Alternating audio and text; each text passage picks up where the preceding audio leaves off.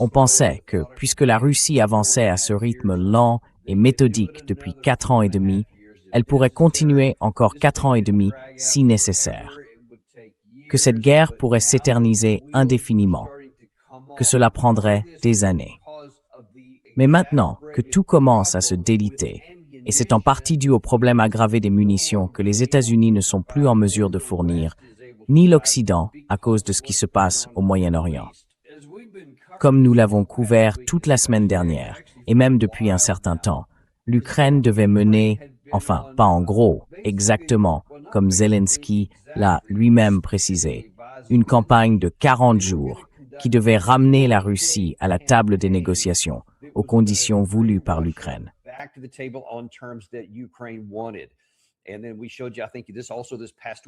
Et puis, je pense que nous vous l'avons aussi montré cette semaine, Zelensky a déclaré « Je veux que cette guerre soit terminée d'ici la fin de l'année, rentrer à la maison pour Noël et à nos conditions. » Et c'est pour ça que nous avons utilisé les sanctions. Nous avons utilisé ces frappes à longue portée, en gros comme des sanctions à part entière pour nuire à l'activité économique afin que la partie russe ressente la douleur et se rallie à notre camp. C'est ce qu'il a dit. Mais regardons ce qui s'est passé, parce qu'il y a eu beaucoup de battages en Occident.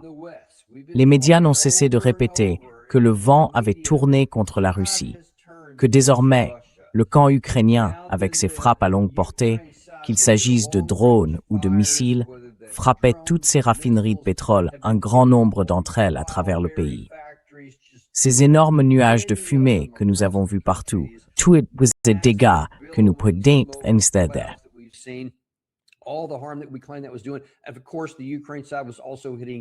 Et bien sûr, le camp ukrainien frappait aussi des raffineries, des installations pétrolières, des navires dans la mer d'Azov.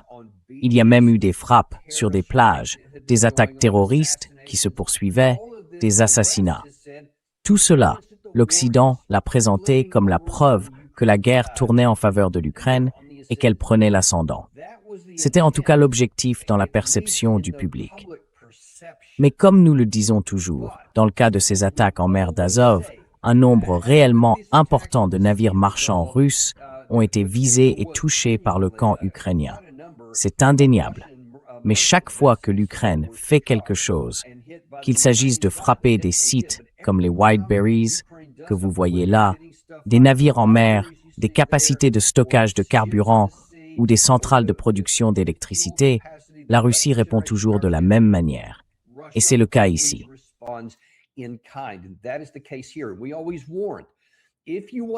Nous avertissons toujours, si vous voulez entrer dans une nouvelle catégorie de guerre, la Russie a toujours l'avantage, parce qu'elle dispose d'une puissance de feu considérablement supérieure.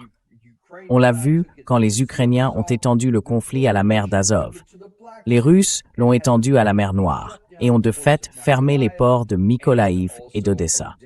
Cela pose d'énormes problèmes à l'Ukraine, en faisant pratiquement un pays enclavé, mais aussi à d'autres pays dans le monde qui dépendent de ces denrées alimentaires.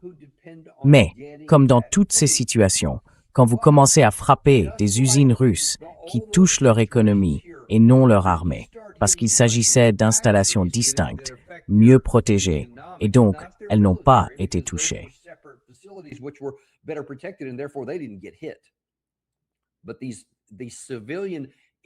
Mais ces entreprises civiles, elles l'étaient. Vous pouvez donc vous attendre à ce que la Russie réponde coup pour coup, et c'est exactement ce qui se passe en ce moment. Même pendant la nuit, il y a eu d'autres frappes. Et depuis le 5 août, 10 entrepôts ont été touchés autour de Kiev. Environ 100 000 mètres carrés ont disparu en une nuit. Cela fait franchir à la région ce sombre seuil. Plus de la moitié de ces surfaces d'avant-guerre sont désormais détruites. C'est à Kiev. Prenez simplement la mesure de cela. Sur l'ensemble de la capacité d'entreposage autour de toute la ville, la moitié a désormais disparu. Le rythme de destruction est tel que plus de 400 000 mètres carrés ont été anéantis depuis le début du seul mois de juillet. C'est autant que ce que la Russie a détruit dans toute l'Ukraine, au cours des 12 mois précédents. Et cela a été fait en un seul mois, dans une seule région.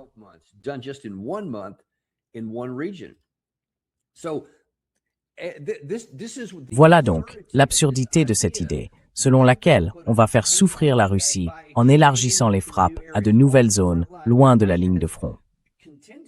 Car la Russie s'est principalement contentée de frapper des cibles militaires dans toute la profondeur du pays et de combattre le long des lignes de front. Et elle a laissé intactes de très nombreuses catégories de cibles. Beaucoup, en Russie, s'en sont plaints. Ils se sont montrés très en colère et très virulents, en demandant pourquoi ces cibles avaient été écartées de la liste des attaques. Eh bien, maintenant que l'Ukraine s'est lancée dans ce type de frappe, la Russie ne retient plus ses coups. Elle commence donc à faire la même chose. Évidemment, tout cela intervient dans un contexte où le camp ukrainien n'a plus de missiles intercepteurs. Et désormais, les missiles russes qui arrivent ne rencontrent absolument aucune opposition.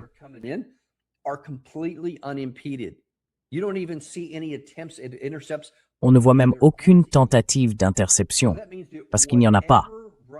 Donc ça veut dire que désormais, tout ce que la Russie voudra frapper, elle le frappera. Écoutez, nous avons reçu des informations anecdotiques selon lesquelles beaucoup de choses se passent en Ukraine, et que l'ambiance est plus sombre. Alors ce matin, je suis allé parler à une source que j'ai à Kiev, et je lui ai demandé « Quelle est la situation actuelle ?» Et j'en ai appris un peu plus que ce que j'avais prévu. Ce n'est pas seulement que l'ambiance est sombre. Il y a aussi d'autres choses dont on ne parle pas en Occident. Et la colère grandit fortement en Ukraine. L'ambiance est sombre, et les gens, dans toutes les régions, ne veulent plus qu'une chose, que la guerre prenne fin. Ils veulent la paix.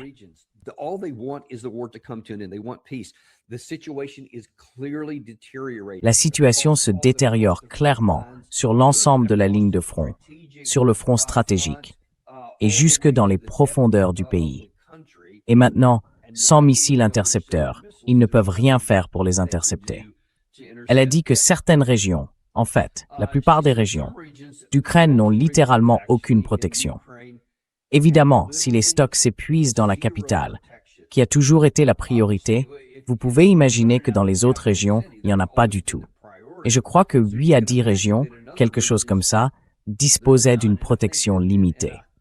Mais maintenant, presque tout cela a disparu aussi. Et les autres n'ont littéralement aucune protection. Les gens le savent.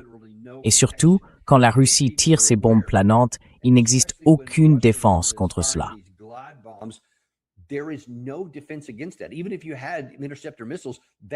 Même si vous aviez des missiles intercepteurs, ce n'est pas le genre de cible qu'ils peuvent neutraliser.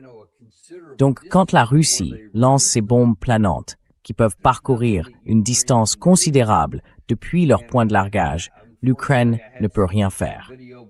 Et malheureusement, j'avais des vidéos, mais je n'ai pas eu le temps de les charger ici. Elles montrent ce que ces bombes planantes font récemment, surtout sur la ligne de front et dans la profondeur opérationnelle de la zone du front. Et c'est absolument dévastateur. C'est pour ça qu'il y a autant de destruction matérielle. Car en plus de l'artillerie, la Russie dispose, selon l'endroit où l'on se trouve sur le front, d'un avantage allant de 3, 4 ou 5 contre 1, jusqu'à 10 contre 1. Cela a toujours été le cas.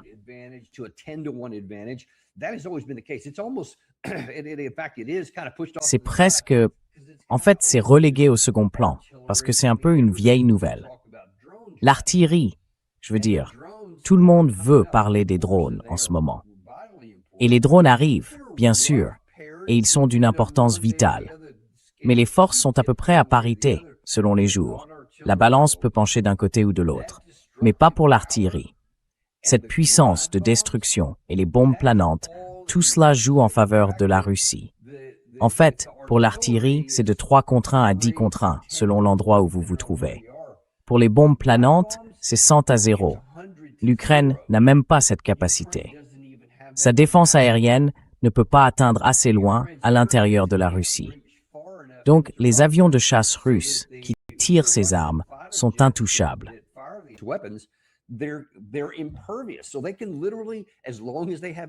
Donc, ils peuvent littéralement, tant qu'ils ont des munitions, et apparemment ils en ont des centaines de milliers, les fabriquer très rapidement. Ce n'est pas comme ces missiles qui peuvent prendre des mois, voire des années à produire. Ce sont des choses qu'on peut fabriquer à un rythme soutenu, et ils les ont. Il n'y a aucune chance qu'ils en manquent dans un avenir proche. C'est donc l'un des problèmes ici. Oui, c'est probablement une partie des résultats qu'ils montrent là. Mais écoutez, l'Ukraine a dit « Hey, on essaye d'obtenir 300 intercepteurs Patriot. Zelensky, on vous a montré hier à quel point il supplie littéralement tout le monde.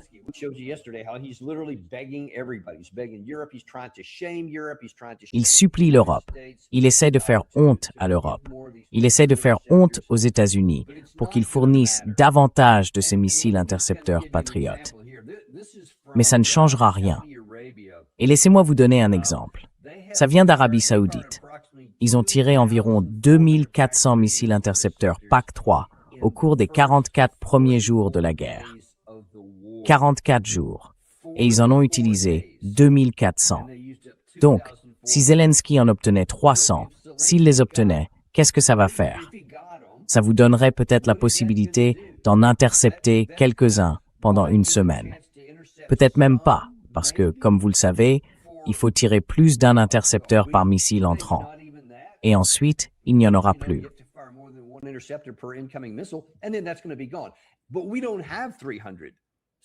Mais nous n'en avons pas 300. Donc le ciel ukrainien est pratiquement sans défense. La Russie peut désormais faire tout ce qu'elle veut. C'est la première fois que c'est le cas. Jusqu'à présent, ils avaient au moins certaines capacités. Maintenant, il n'y en a plus aucune. À votre avis, que va-t-il se passer dans une guerre où un camp n'a aucune défense aérienne contre les missiles balistiques, contre les Iskander, contre les missiles hypersoniques? Aucune défense du tout. Et l'autre camp en possède un nombre important et en fabrique chaque mois. Et puis ils ont des bombes planantes qui peuvent être lancées depuis une distance largement hors de portée de votre défense aérienne. Donc là encore, vous êtes aussi sans défense dans les airs.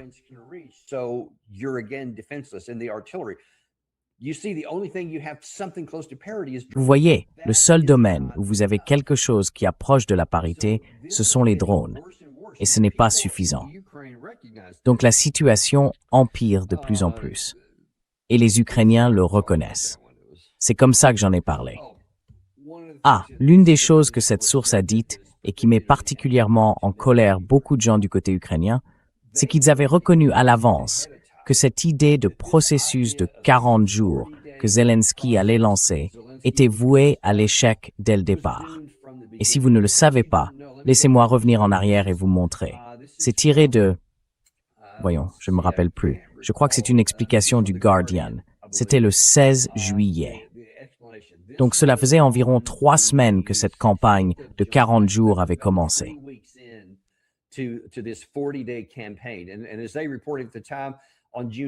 Et comme il l'avait rapporté à l'époque, le 26 juin, le président ukrainien a annoncé qu'il ordonnait aux services de sécurité de l'État ukrainien de lancer une campagne de 40 jours contre des cibles russes.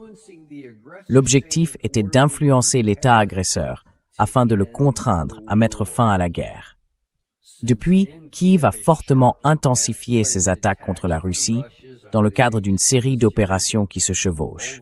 Elles ont visé des lignes d'approvisionnement essentielles dans les territoires ukrainiens occupés par la Russie, y compris la Crimée, ainsi que Moscou et Saint-Pétersbourg, lors d'une série de frappes de missiles à longue portée très médiatisées. Cela a déclenché une crise du carburant qui a bien eu lieu, soit dit en passant, et qui a été résolue assez rapidement. Et ces crises du carburant se sont poursuivies, surtout à l'intérieur du pays. Elles ont duré quelques semaines, puis ont été résolues.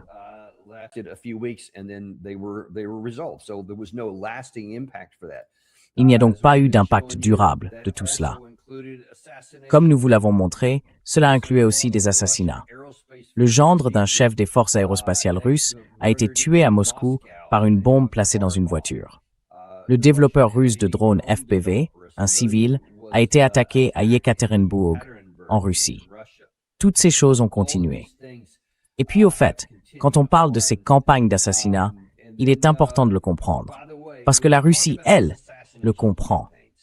Ceci vient du New York Times en février 2024, à l'occasion du 2e anniversaire de la guerre. La guerre de l'espionnage, comment la CIA aide secrètement l'Ukraine à combattre Poutine.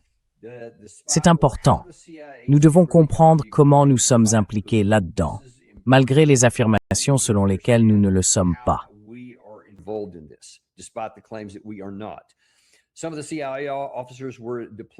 Certains agents de la CIA ont été déployés sur des bases ukrainiennes. Ils ont examiné des listes de cibles russes potentielles que les Ukrainiens se préparaient à frapper. Ils ont comparé les informations dont disposaient les Ukrainiens avec les renseignements américains afin de s'assurer qu'elles étaient exactes. Autrement dit, nous avons aidé à sélectionner et à identifier les cibles. Avant l'invasion, la CIA et le MI6, donc la Grande-Bretagne, y a aussi laissé ses empreintes, avaient formé leurs homologues ukrainiens au recrutement de sources et à la mise en place de réseaux clandestins et de partisans. Dans la région méridionale de Kherson, occupée par la Russie au cours des premières semaines de la guerre, ces réseaux de partisans sont entrés en action, selon ce général. Ils ont assassiné des collaborateurs locaux et aidé les forces ukrainiennes à cibler des positions russes.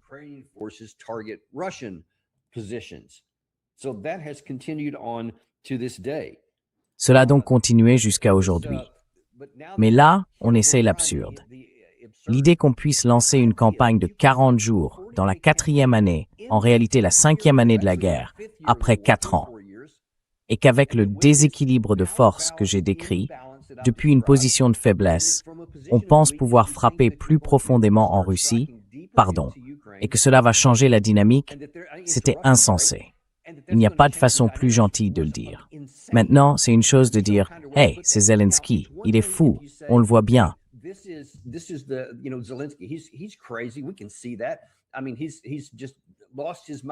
Je veux dire, il a complètement perdu la tête. Il est tellement focalisé de façon myope sur cette question qu'il n'est plus capable de prendre une décision rationnelle. C'est vrai, mais d'autres personnes ont été impliquées. Et selon cette source, l'équipe de Marco Rubio, qui n'est pas seulement secrétaire d'État, mais aussi conseiller à la sécurité nationale. Selon cette source donc, les États-Unis ont donné leur feu vert à cette campagne de 40 jours parce qu'ils étaient d'accord avec les objectifs poursuivis. C'est vraiment insensé. Si c'est exact, alors non seulement la CIA a laissé ses empreintes là-dedans, mais même au niveau de la NSA, nous essayons toujours d'aider l'Ukraine.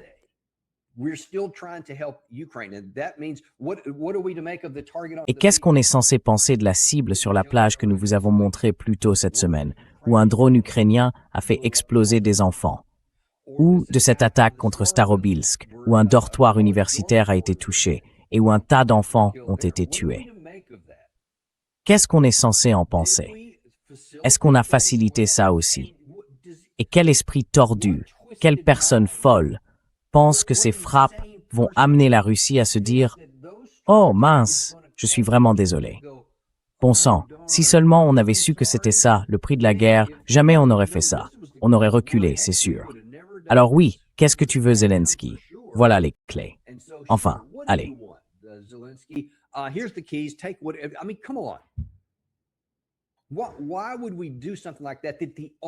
Pourquoi ferions-nous une chose pareille, alors que le seul objectif rationnel, si vous connaissez quoi que ce soit à l'histoire humaine, à la nature humaine, à l'histoire russe ou à la culture russe, c'est de savoir que cela va mettre les Russes en fureur et les pousser à faire exactement l'inverse de céder. Cela va les amener à faire exactement ce qu'ils ont fait. Vous allez aggraver les dégâts.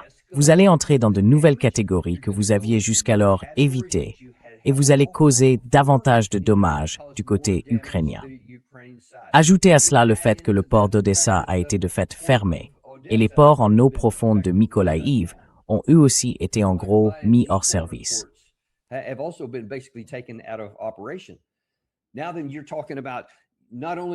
Alors, vous dites que non seulement vous avez des difficultés sur les lignes de front, comme nous vous en avons montré une partie hier, mais que vous avez aussi du mal à faire sortir la nourriture du pays pour pouvoir générer des recettes.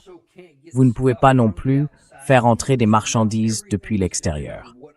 Donc maintenant, tout dépend uniquement de ce qui peut arriver par voie terrestre depuis leurs alliés de l'OTAN. Enfin, des pays, pas des alliés. Mauvais mot. Des amis de l'OTAN, comme la Pologne, la Roumanie, etc. Toutes ces choses-là. Vous êtes donc limité à ce qui peut passer par voie terrestre. Et évidemment, ce sera bien plus limité que ce que vous pouvez faire entrer et sortir par porte-conteneur. Donc ça aussi, c'est désormais coupé.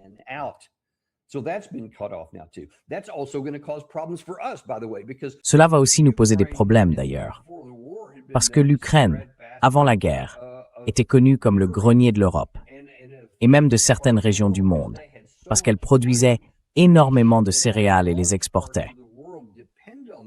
De grandes parties du monde dépendent de ces céréales, et elles ne vont pas les recevoir. Donc, quand on parle d'une pénurie alimentaire mondiale qui approche, parce que ces produits ne peuvent plus sortir du pays, cela veut dire qu'il va falloir, comme nous l'avons fait avec le pétrole, redistribuer. Cela finira donc par avoir un effet en cascade, même ici, en Amérique. Les prix de nos aliments vont augmenter, simplement à cause de la rareté physique. Il faut trouver un équilibre.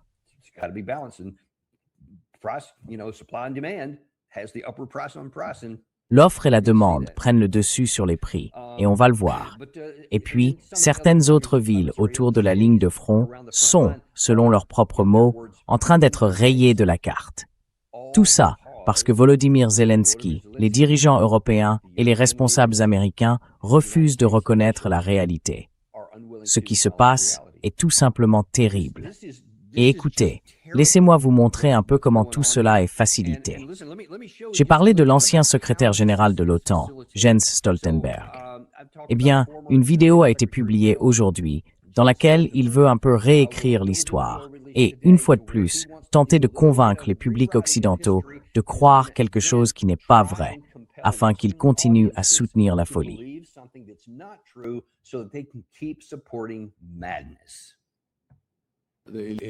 L'annexion illégale de la Crimée en 2014, puis bien sûr, l'invasion de l'Ukraine à grande échelle en 2022.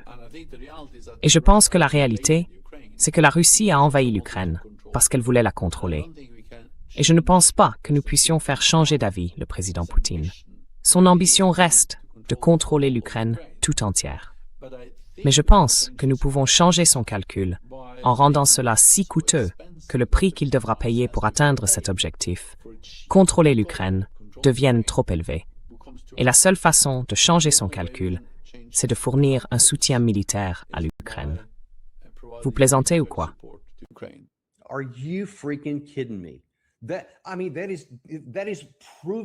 Je veux dire, cela s'est avéré absurde.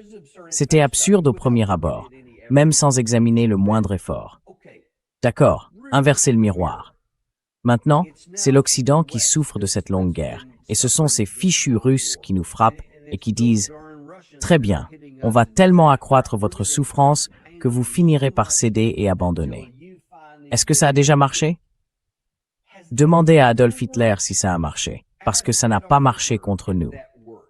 Demandez aux Britanniques, pendant le Blitz de Berlin, le Blitz de Londres, au début de la Seconde Guerre mondiale. Est-ce que ça a marché? Est-ce que ça les a fait reculer, capituler?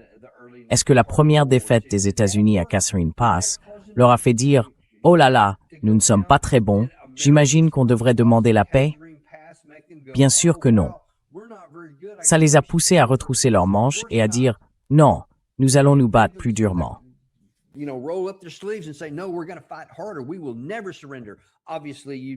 ne nous rendrons jamais. Évidemment, il y a eu le célèbre Premier ministre britannique, Winston Churchill. Nous les combattrons sur les plages, tout ça. Nous ferons tout ce qu'il faut. Rien ne nous fera reculer. Et il avait ce feu tenace parce qu'il en avait la capacité. Mais l'idée que l'Allemagne nazie allait les contraindre en bombardant Londres, tout ce que ça a fait, c'est attiser le feu. Comme pour nous. Comme Pearl Harbor l'a fait pour nous. Ça ne nous a pas fait plier devant le Japon. Ça nous a mis en colère et nous a donné encore plus envie d'aller les combattre. C'est toujours comme ça que ça marche, parce que c'est une question humaine.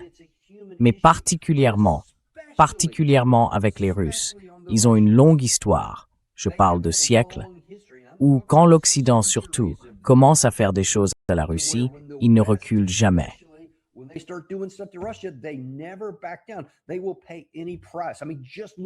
Ils paieront n'importe quel prix. Enfin, regardez l'histoire récente, bon sang. Qu'est-il arrivé à Napoléon quand il a essayé? Qu'est-il arrivé à Hitler quand il a essayé? Ça n'a jamais marché, parce que les Russes ne sont tout simplement pas comme ça.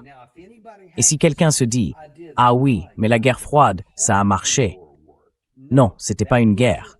C'était quelque chose dont l'Union soviétique elle-même, en grande partie à cause de sa propre incompétence et de sa corruption, s'est tout simplement effondrée de l'intérieur. Il n'y a pas eu de bataille à proprement parler. Personne ne les attaquait. C'était des problèmes internes et ils ont fini par s'effondrer. Là, en revanche, c'est une question extérieure.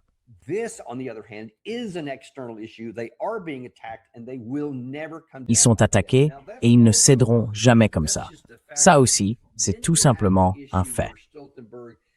Ensuite, il y a eu cette affaire où Stoltenberg ment carrément. Et c'est un mensonge, pas une déformation des faits, un mensonge.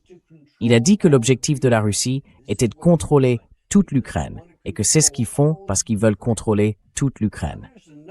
Maintenant, je vais vous montrer une autre vidéo. Il s'avère que celui-là même qui a tenu ces propos n'a pas réfléchi à ce qu'il avait dit par le passé. Mais heureusement pour vous, le Daniel Davis Deep Dive, lui, s'en souvient. Il y a 3 ans, il avait donné une raison très différente pour expliquer pourquoi la Russie avait envahi l'Ukraine en février 2022.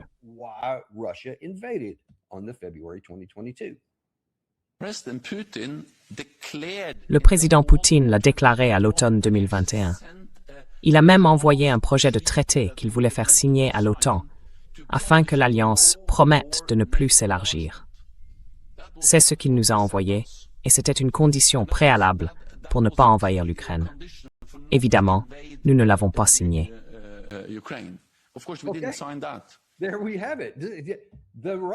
Voilà. Ce qu'il a dit correspond à ce que les Russes eux-mêmes disent depuis le début. Il s'agissait de notre sécurité nationale.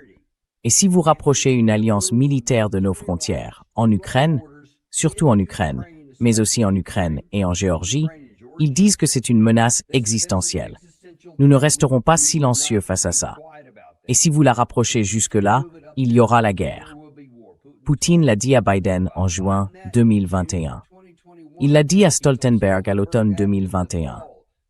Stoltenberg, j'imagine, a pensé qu'il avait intérêt à admettre que c'est bien ce que Poutine lui avait dit. Poutine a dit « Je ne veux pas de l'Ukraine. Je n'en veux d'aucune partie. »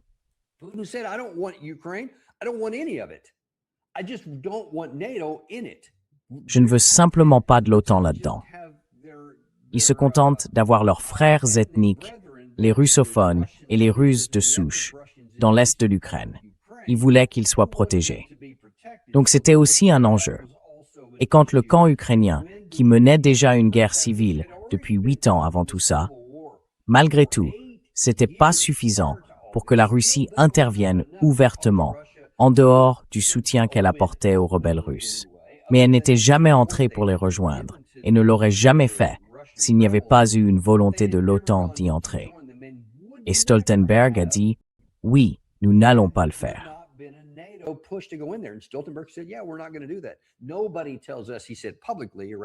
Personne ne nous dit, a-t-il déclaré publiquement à peu près au même moment, personne ne nous dit qui peut rejoindre notre alliance de l'OTAN. C'est nous qui le décidons. Et l'Ukraine en fait partie.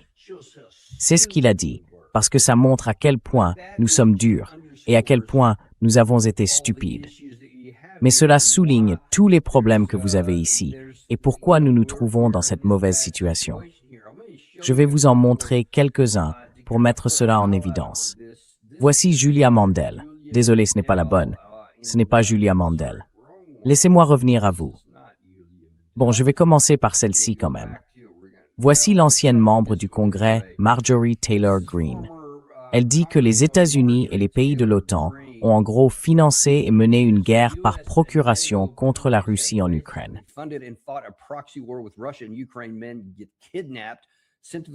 Des hommes sont enlevés, envoyés au front et massacrés. Cette guerre doit prendre fin. Tout le monde porte une responsabilité là-dedans. J'ai coupé le son parce que si l'audio était diffusé ici, ce serait vraiment difficile à regarder et surtout à écouter. Cette femme hurle à la mort. Ce que vous voyez ici, c'est la petite amie d'un homme assis à l'arrière de la voiture. La police ukrainienne, chargée de la mobilisation, si c'est bien le terme, essaie de l'attraper et de le sortir de force du véhicule. Elle fait tout ce qu'elle peut pour s'accrocher à lui afin qu'il ne puisse pas l'emmener. Et vous allez finir par le voir. Je vais simplement lancer la vidéo.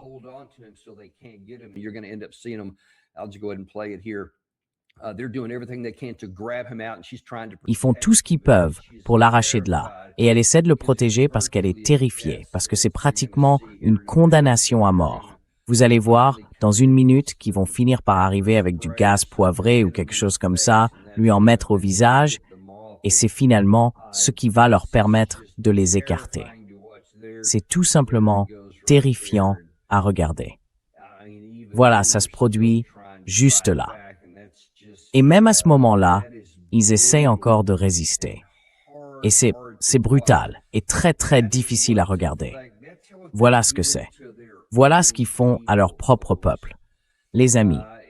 Et puis il y en a un autre ici, de Yulia Mendel, qui était ancienne porte-parole de Zelensky. Ça, je crois que c'est elle qui l'a écrit. C'était peut-être aujourd'hui.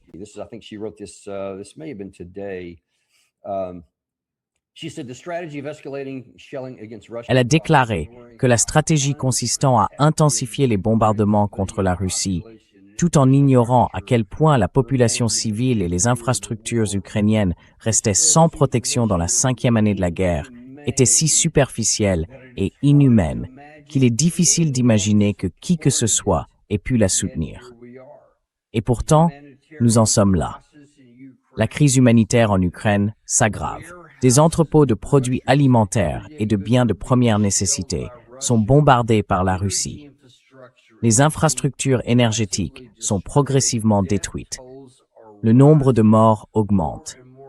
De plus en plus de personnes deviennent réfugiées et les exportations de produits agricoles, tant pour l'Ukraine que pour la Russie, sont limitées par les attaques contre les infrastructures portuaires des deux côtés, parce que l'Ukraine affecte aussi la capacité de la Russie à exporter. Des évolutions qui feront monter les prix mondiaux. Zelensky accuse l'Amérique de ne pas fournir une protection suffisante. Tout cela était prévisible.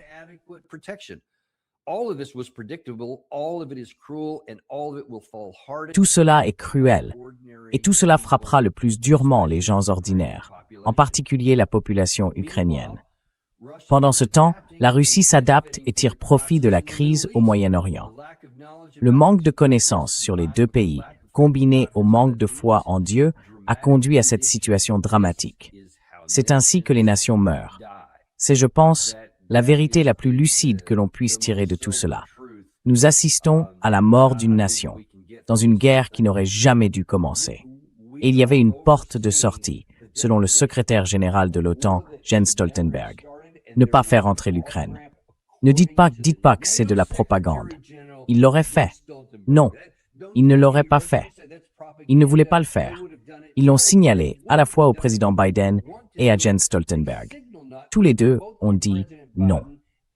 Puis bien sûr, vous savez que seulement 2 mois après, en avril 2022, en Meath Paulus Tam.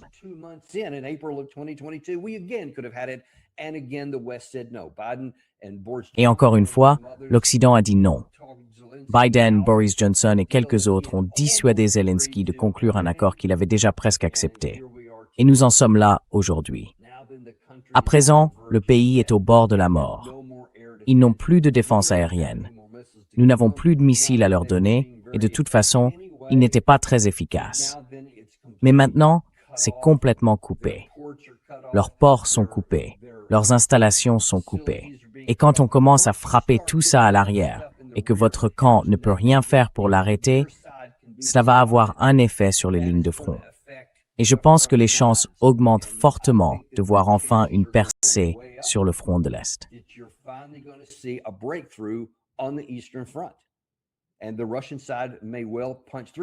Et les Russes pourraient très bien percer, parce que les Ukrainiens vont perdre leur capacité à tenir les lignes de front, faute de disposer des approvisionnements nécessaires. Et bien sûr, n'oubliez pas toutes les stations-service qui ont été touchées à travers le pays. Vous ne pouvez même plus assurer les transports pour déplacer quoi que ce soit, indépendamment même de cette nouvelle frappe. Voilà ce que nous faisons subir à l'Ukraine en poursuivant ces objectifs irréalistes, manifestement impossibles à atteindre. Et cela fait 4 ans et demi que nous avons la preuve qu'ils sont impossibles. Et pourtant, à la Maison-Blanche aussi, rappelez-vous Rubio, le même qui a dit le 3 juin, « Nous avons choisi un camp et nous avons choisi l'Ukraine. »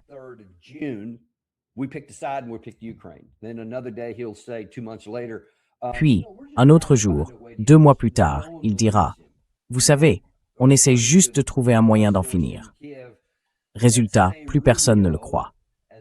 Et puis, selon ma source à Kiev, ce même Rubio, en tant que conseiller à la sécurité nationale avec son équipe, aidait l'Ukraine à faire toutes ces choses absurdes. Donc le président est très certainement au courant de ça. C'est la dure réalité, les amis. C'est la réalité avec laquelle nous devons composer. Et il est temps de reconnaître la réalité, d'arrêter la destruction du pays qu'est l'Ukraine, d'arrêter les morts inutiles parmi sa population, et enfin de reconnaître la réalité pour mettre fin à la guerre. Et cela signifie aux conditions de la Russie. Il n'y a pas d'autre moyen. Les gens disent « Oh, vous ne pouvez pas accepter les conditions de la Russie. »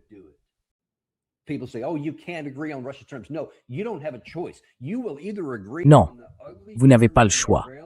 Soit vous acceptez les conditions affreuses qui sont proposées aujourd'hui, soit à terme, vous serez détruit. Et alors, il n'y aura plus aucune condition. La Russie conquérera simplement le pays. C'est ce qui finira par arriver. Ça va mener quelque part, les amis. Vous ne pouvez pas continuer comme ça indéfiniment. Ne vous réconfortez pas en vous disant qu'après 4 ans et demi, la Russie n'est arrivée que jusque-là et que vous avez encore 4 ans et demi devant vous. Parce que ce n'est pas le cas. Si les gens ne peuvent pas manger, si les troupes n'ont pas de carburant, si elles n'ont pas de munitions, tandis que les Russes ont de tout en abondance, alors il est mathématiquement certain que tôt ou tard, ce camp sera écrasé. Ne cherchez pas à le démontrer. Prenez dès maintenant la voie rationnelle.